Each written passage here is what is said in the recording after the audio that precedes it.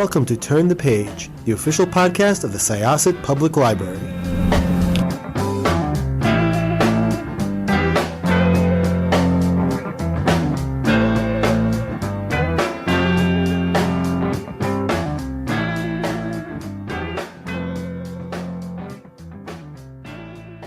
Hi, this is Jessica with Syosset Library's Turn the Page podcast, and I am here with the author of a book that came upon me by chance, and it is amazing.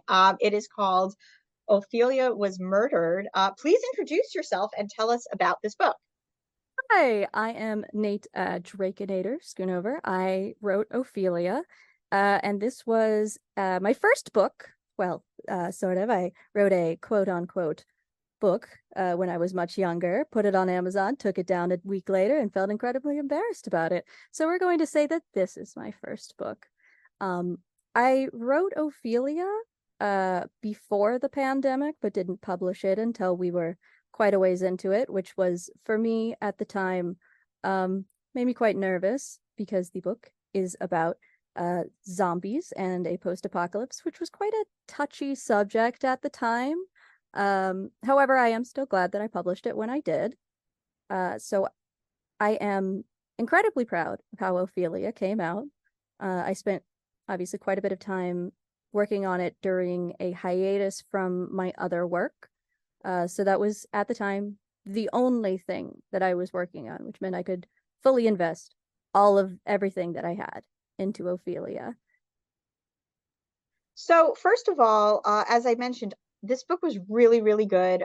It's funny you say that you wrote it and you before the pandemic and then released it after the pandemic, because the amount of authors that I know who wrote in a book about a pandemic that was released in 2020 and kind of were like, oh my God. Yeah. I can't believe I did this. So I do applaud your efforts. I was like, wow, well, this is about to join a group of books that we're going, this is going to join a crowd soon. But, well, I've already written it. What am I going to do? Wait 10 years? There's only going to be more of them. Time to commit. For sure. Like I said, the book was just really, really good. And one thing that really struck me about it right away was there are definitely things in the book that, like usually when I pick something up, it's sort of a make it or break it. Like, okay, is this going to be something that's going to draw me in right away? So it was written in second person, which usually I find a little difficult to get into, but I got right into it. I mean, there was like something about just the way that you wrote and sort of the rhythm of, your prose that I was dropped right into the main character's body. I was feeling, what they were feeling. I was looking around. It really just dropped me into a world in a way that, not a lot of books that are written in second person, which I suppose that's really what the goal is. I've had a hard time with that in the past. Done well, it could be amazing, and you managed to do that. So I have to ask, like, what was your reasoning for choosing second person in the first place? I actually have always sort of loved second person. Perhaps part of it is when I was a teenager, I really enjoyed Homestuck. A lot of people can trace any affection that they have for second person to Homestuck, but I might also track it even back further that I started playing Dungeons and Dragons in middle school. My father actually played Dungeons and Dragons in 1978 when it was originally released. He was playing. He actually told me quite recently that he would play Dungeons and Dragons, the basic expert set, and even Chainmail, which came before Dungeons and Dragons on a Navy boat. And his very first set was inherited by me when I was 12, and I decided to play it with all of my friends.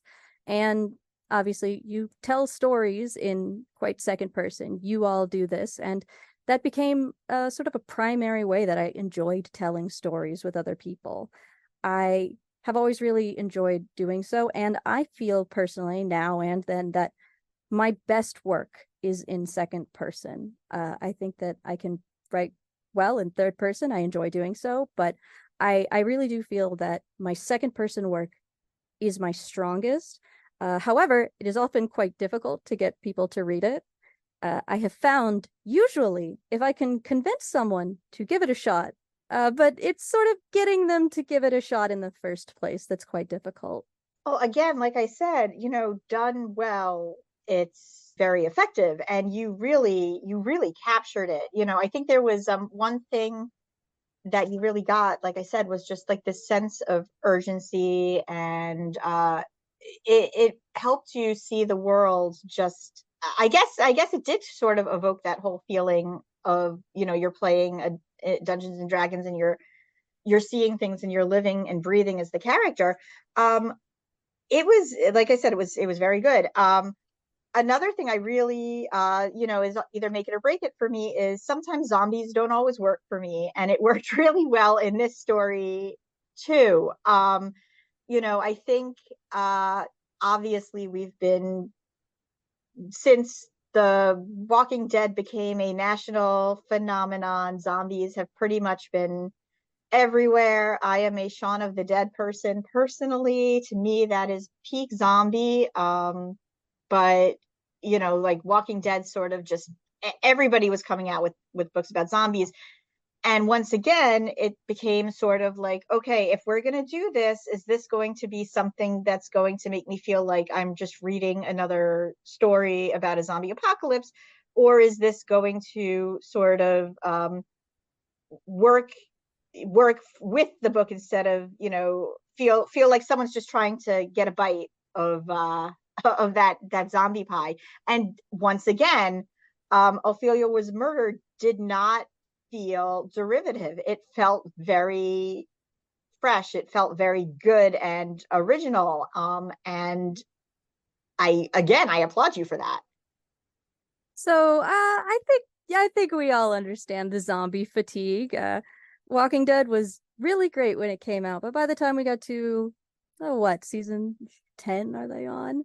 I think we all kind of wanted zombies to go back in the ground for a little while. But I always liked zombies. They were always a part of the fictions that I enjoyed. And when I sat down to write Ophelia, I knew what themes I wanted to do, but I sort of had to think about the setting, and I spent a lot of time dwelling on it. And ultimately, I wanted to do something post-apocalyptic, and I like zombies, but I didn't want it to be a zombie story. Most zombie fiction is about surviving the apocalypse. There's survival stories. There is an intensity, and there's hiding, running, fighting. I didn't want to tell that story. That story's been told a million different times, and there's nothing really that I have to add to it. I would describe Ophelia as less of a post-apocalyptic story and more of a traditional sort of Western story. It takes place far after the zombie apocalypse has sort of hit its peak and moved on. It's been 10 years. And so a lot of things have begun to move forward as things have recovered. And post-pandemic, we have seen people start to recover even things perhaps that maybe should not be recovering yet. So I feel like I sort of hit it on the nose with that one. So that's really what I wanted to focus on, is that growth and healing after the climactic trauma of the zombie apocalypse has come. And then it's also sort of gotten better, and we've started to move on, which is something that I've never seen before. I'm sure it's been done, but not in anything that I'd seen. So it was something I very much wanted to explore as a theme and a setting. It really did work. And I suppose when you are looking at it, I mean, you can't stay barricaded forever. People need to go out, and they need to get supplies, they need to get food, they need to get medicine. And that brings us to the main character, Misfire, who, man, was such a character. They were just, very raw, very angry. There was so much going on below the surface, and you can kind of feel the trauma underneath. And as each chapter went on, most of the story is told from the point of view of Misfire themselves. However, there's a few points where other people come in as well. How did you sort of know how many chapters were going to be Misfire's chapters, and how many chapters were going to be from, like, Carlos, for instance? In In my first draft, it actually was all misfire. I really enjoy doing very strong perspectives, which second person obviously really helps with. And this sort of character I feel can only really be done effectively in second person to really understand that sort of experience. And so when I'd finished my first draft, I gave it to my dad and I let him read it before anyone else did. And I asked him for his opinion. He really liked Misfire, but he also said that I think he thought I really needed to hear from Carlos's perspective. We needed to see what other people thought of my little gremlin, because we obviously know what Misfire thinks of themselves, the world, and what other people think of them, but we needed to see an outside perspective that challenged that, because when we do move out of their perspective, we see quite quickly that they're very wrong, that while they may think everyone fears and despises them, mostly they just think they're annoying, which you get to see that shift and how important that perspective is, and that they may not be entirely reliable as a narrator, and you really do have to challenge what it is they are saying and thinking.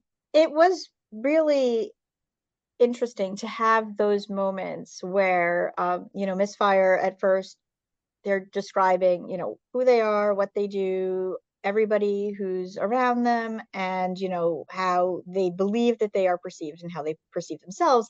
And then you kind of start to see the interactions between others, and you really do start to feel that unreliable narrator. And I do agree that, however small, having Carlos's perspective in there was kind of a big paradigm shift, or just a knock to the back of the head of the reader who was put into Misfire's shoes. So yeah, I think that is that is correct. I would have read the entire book from Misfire's point of view, and gathered what I did from those other interactions. I don't want to give too much away. I really think people should read this book. It was very, very good.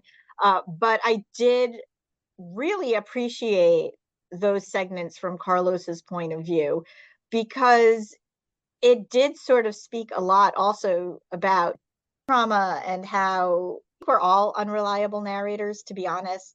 We're all living in our own heads and not always seeing all the angles. Obviously, Misfire's case is extreme, but I think that having that extra point of view really sort of framed just sort of who they were from another end.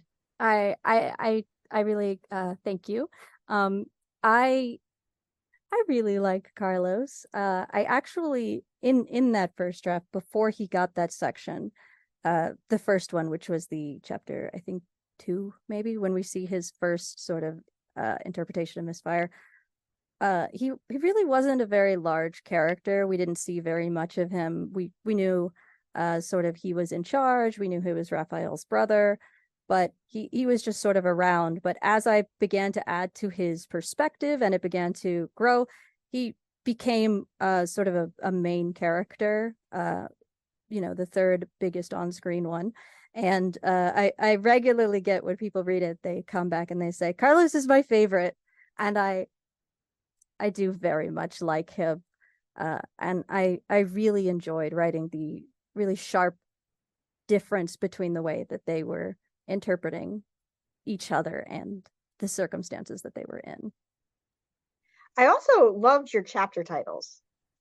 Oh, thank you very much. Clever. I have in the past wanted to write poetry. I think most people have at some point want to write poetry. I wouldn't say I'm, terrifically good, but I think I've come up with a few good ones. A lot of those were pulled from things I've written in the past that I thought perhaps I will use this in something. Maybe one day I'll write a poetry book. So I did have those sort of pre-loaded. They weren't all come up with for the book specifically, but they were, well, I finally have an excuse to use this one. This fits really well here. And so I was actually quite excited to get to use some of them. And I did a lot of art for this book. I think it had 36 pieces. Yes, that was the next thing I wanted to ask you about. You also do animation and art as well. Did you always know you wanted to add that into the book? Like, was there always in your mind, were there always illustrations for this book? Oh, absolutely. I would say that I am primarily actually a visual artist over any other form. I've been drawing since, I was old enough to pick up a pen to the point it quite irritated my mother. And I got my very first tablet when I was 13. And from then on, it was, well, this is what I do now. I can actually trace back my very first animation to 2007, believe it or not, in Photoshop CS2. And so I've always been, again, primarily a visual artist, but uh, during the pandemic, I had taken a pretty significant year-long break from. I'd already sort of started it before then, probably 4 months before I officially went on hiatus, where I took down most of my profiles of nobody perceive me. I want to fully back off of all social media. Things in the pandemic were obviously not great. I had a lot of unfortunate circumstances in my family, like many people, and so I'm pulling back. I need the space and I'm going to work on other projects. And so the burnout was pretty bad and I just stopped drawing and I thought, I've already been dabbling in this idea for a story. I'm going to write it. In fact, actually, when I was a child, my father wrote a book. He never got it published. He did eventually self-publish it, but it didn't really go anywhere, unfortunately. I thought it was quite good. I liked it at the time. I recently asked him to send it to me again so I can reread it. But I always thought it was so cool that he had done that. I looked up to him. I thought it was really amazing. Desperately wished that he'd gotten published. And I remember all the letters we got back. But so it was always something that was on my mind as one day I'd like to write a book. But it art being a part of it was never a question. I'd always intended to probably write a comic book or a graphic novel. I've in fact applied to places like Dark Horse and Image Comics in the past. And that was what I had always wanted to do, that it would be mostly art. But writing a story, I found I really enjoyed Spiderwick Chronicles when I was a child. And that was the primary inspiration for the way that I did the art in Ophelia. I was fascinated back then of the idea that you could just have a bunch of drawings. They didn't have to be full page illustrations. You could just draw a character or a concept or a sketch. I'd never seen that done before, and it totally blew me away. And it lodged itself in my brain for 15 years. And I went, I'm going to do that. If I'm going to draw for this book, I'm going to do that. And I couldn't think of a good reason not to. So I think it has 36 illustrations. Most of them are chapter beginnings. I also recall when I was young and I read, Harry Potter. The book that I had some small illustrations at the beginning of every chapter. And I thought that was so cool as a way to get you hype for that chapter's contents. So that was what I wanted to do. I wanted to get you hype for what was about to happen without spoiling it. And that was what the art was for. It worked. It really, really did. This was a really good book. I can continue to gush about it, but I'm just going to tell our listeners to check it out. This book is great. It's called Ophelia Was Murdered. Oh, by the way, it's based on a fictional book that's in the universe of the book. I should have mentioned that beforehand. And I remember looking at the name of the author. I believe I wrote down Kathleen O'Hara. Yes, it's actually like a slight silly reference to my very favorite poem is one by Frank O'Hara, and it has the line, I love you, but I am turning to my verses and my heart is closing like a fist. And it is my favorite line of poetry. And so when I decided to write a book of poetry in the book, I stole his last name. And if I recall, Kathleen may have been his mother's first name. So this was a small niche reference for my own. And I'm happy about it. I like it. Whenever a book does that. I always have to sort of run to the internet and see if I missed something. I'm like, oh, is this real? Should I have read this? Is this a poem that I need to read? No, it was good. I always love in-universe stories and in-universe books, and even if it was just a nod, it really built out the world. And it is a short book. It is a quick read. I read it in pretty much one sitting. I was thrilled with it. It deals with a lot of trauma. It is quite dark, so that is just a heads up to listeners and readers. But it is 100% worth reading. Thank you so much for coming and chatting with us. Thank you so much for having me. It was a delight to talk about a book, which I'm quite passionate about. Are you looking to maybe write anything else? Would you write something else in this universe ever? I have considered writing something. I have some ideas for this universe, but nothing has quite motivated me to really roll into it, though I have those fun ideas. But I am working on my next book. I have about 75,000 words of a rough draft written, and it's a high fantasy with dragon riders and all that sort of fun magic nonsense. I will be thrilled to read it when you are done with it. Thank you. Can't wait to give it to you. Once again, this was Jessica with Turn the Page podcast. Our guest today was Draikinator Schoonover.